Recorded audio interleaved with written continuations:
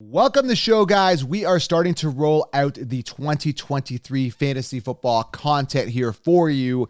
In this episode, I'm going to give you guys 5 early bold predictions for 2023. Yes, diving right into the 2023 content. Excited to get into this with you guys as 2022 has come to an end. Now, I know a lot of people are like, hey man, fantasy's over right now. What do I do? So I'm going to keep you guys excited and in the loop the entire offseason. Now, it's a very small offseason here, as you know. Right now, we are leading into the playoffs, right? We got the Super Bowl. That's going to lead us right into like mid-February. And then we've got maybe, just maybe a month and a half off, give or take. Maybe even 2 months maximum in regards to kind of what happens with the NFL draft. Because after the NFL draft happens, it's full force, because that's when I see where these players end up, these rookies, and then I'm able to create the 16-round draft solution and really figure out kind of where to draft players, right? That's very important. So there really is no offseason, and in between February and the NFL draft, I'm out here producing content like this, keeping you guys engaged. So if you are new to the channel, make sure you guys do subscribe. We do go year-round. Fantasy football doesn't end. It just doesn't. So make sure you guys are subscribed. Very, very important. And drop a bold prediction below. Let me know what you guys think of these bold predictions. And drop it below, guys. Want to make this super interactive here for you guys, all right? And also leave a thumbs up. Definitely helps the channel. So let's dive into this, guys. First bold prediction. I got to talk about this. A guy that I was high on, a lot of people weren't, is Kenneth Walker. Now, my bold prediction is Kenneth Walker finishes as a top 3 running back in fantasy points in 2023. Why do I think that? Well, first and foremost, the talent was there. Something I saw while everybody else was telling you, go ahead and draft Rashad Penny, they said. I said Kenneth Walker was drafted in the 2nd round. Penny gets hurt all the time. Years to wow us, guys, and guess what? We're not wowed. So I was all about Kenneth Walker going into the season anyway. So now he was the guy that stepped up. Penny got hurt. 14 games, 199 attempts. So the volume was there, guys.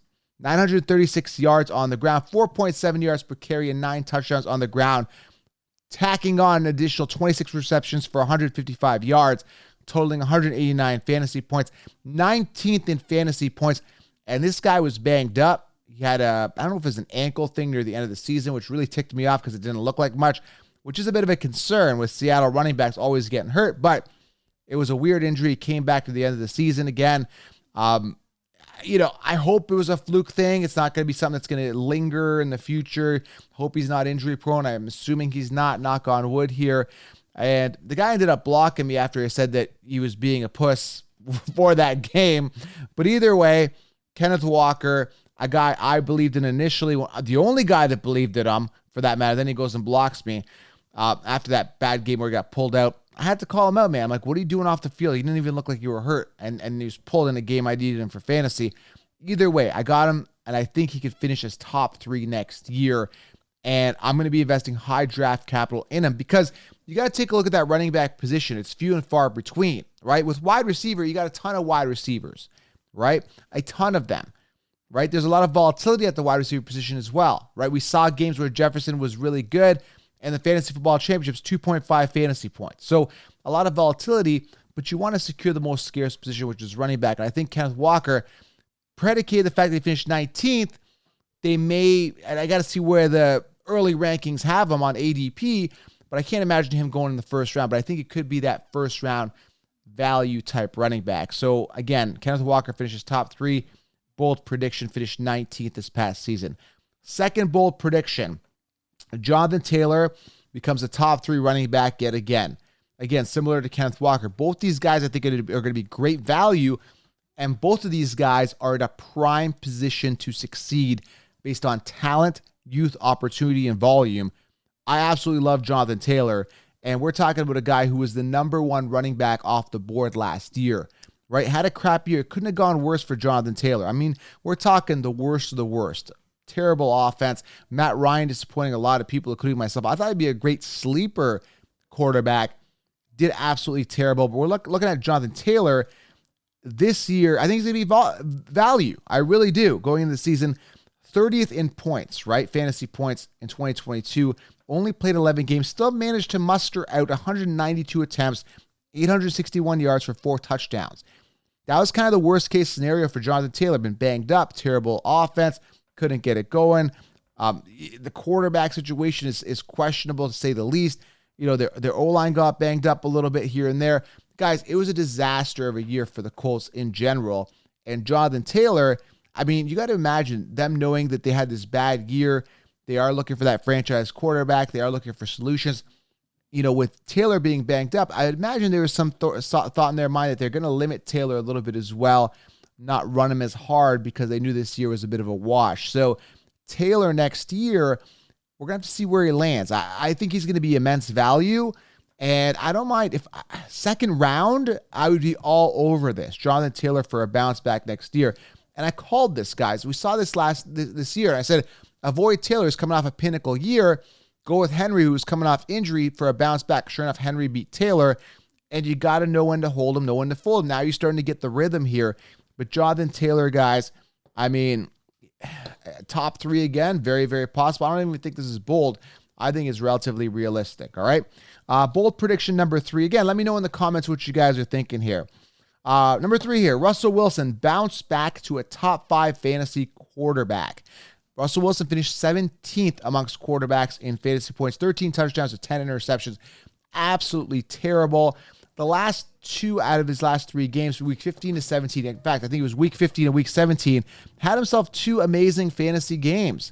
Last game, and I mean, it wasn't the last game, but it was week 17 actually, 23.58 points, 2 rushing touchdowns included. So it seemed like he got his swagger back a little bit the last couple games there near the end, trying to finish off strong as I predicted that he kind of would.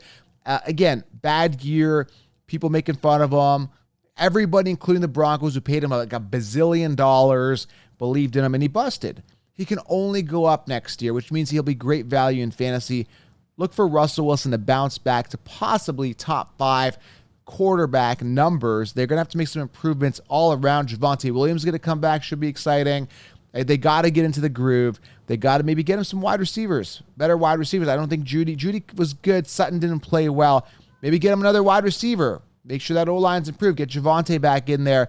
Get his swagger back. But Russell Wilson, major bounce back coming this year. And I'm not saying draft him as a QB1. All I'm saying is that you can get him as a backup with major upside for a bounce back year in 2023. Excited to see this, right? Number 4 here, bold prediction. Trevor Lawrence finishes ahead of Pat Mahomes and Josh Allen in fantasy points. This is a little bold, a little bit daring. Now, when you look at Trevor Lawrence, he finished top 8 amongst quarterbacks, 24-8 touchdown to interception ratio, 9th in passing with just under 4,000 yards with 39.01, 5th in rushing touchdowns. He had 5 rushing touchdowns on the ground. So he's a great balance of youth, upside, and he's getting it done on his feet a little bit, just enough to pepper in some rushing touchdowns and get you guys some extra rushing yards as bonuses. But again, a guy that throws, efficient, and just gets more settled into his offense. It gets better every year. Trevor Lawrence is a guy that I'm genuinely excited about. Hopefully I get him for value this upcoming year as my starting quarterback even. Love the youth, love the upside. Remember, this guy was the first overall pick a couple years ago in the NFL draft. So obviously he's got that caliber of amazing talent. And again, I think he'll be a good return on investment for owners. So again, bold prediction, finishing ahead of Pat Mahomes and Josh Allen in 2023. Very, very bold. And number 5 here, guys. This one's a tricky one here. Now, we've got great wide receivers here that are going to be expensive. These guys finished on top this past year. Justin Jefferson, Tyreek Hill, and Adams. 360 points for Jefferson, 342 for Hill, 323 for Adams. And my bold prediction here is that 2 out of 3 of these guys will fall out of the top 10 in fantasy points amongst wide receivers. And yes, injuries do count.